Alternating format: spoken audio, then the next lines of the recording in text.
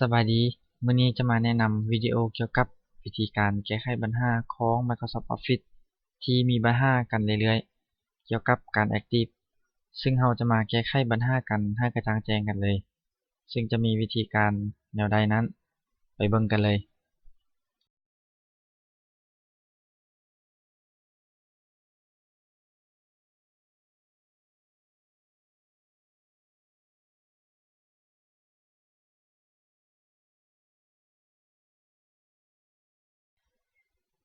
จะขึ้นคำว่า Active ที่อยู่ในแถบสีแดง และบางครั้งอาจจะเฮ็ดให้ใช้งานบ่ได้เลย ให้เราเข้าไปที่เบราว์เซอร์เพื่อทำการเสิร์ชหาโปรแกรม KMS Pico 10.2 เพื่อทำการดาวน์โหลดโปรแกรมมาติดตั้ง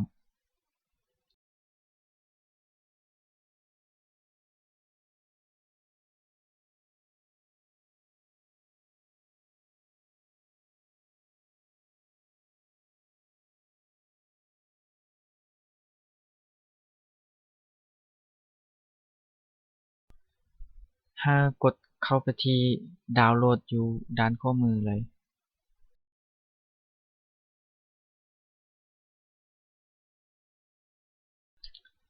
หลังจากนั้นให้กดใส่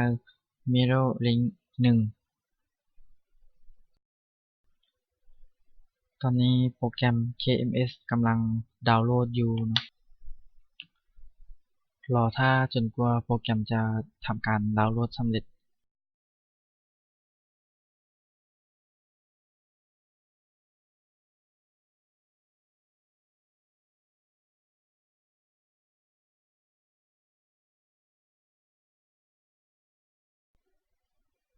เราไป Copy พาสเวิร์ดอยู่หน้าเว็บไซต์มาใส่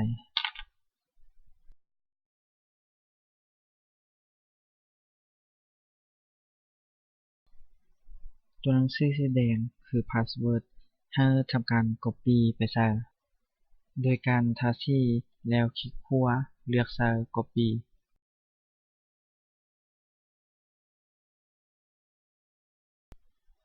มาวางไว้ที่บล็อกแล้วคลิกขวาเลือก Path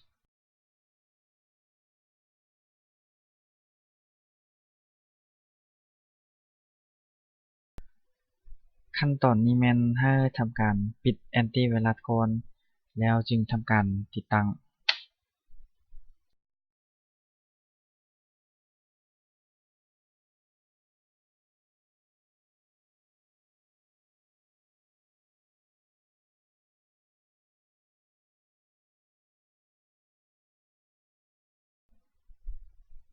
กด Next ให้เลือกติ๊กที่บล็อกด้านเทิงแล้วกด Next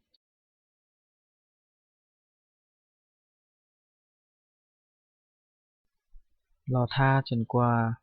จะติดตั้งโปรแกรมสำเร็จ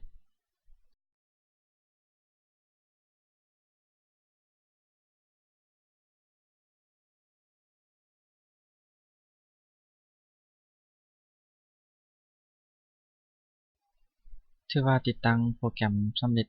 ให้เลือกไปที่ No ขั้นตอนต่อไปก็จะเป็นการ Active ให้เข้าไปโปรแกรม KMS Pico เลยในส่วนนี้ก็จะเป็นการ Active ให้ทำการกดไปที่ปุ่มสีแดงเป็นอันสำเร็จเข้าใช้งานได้เลย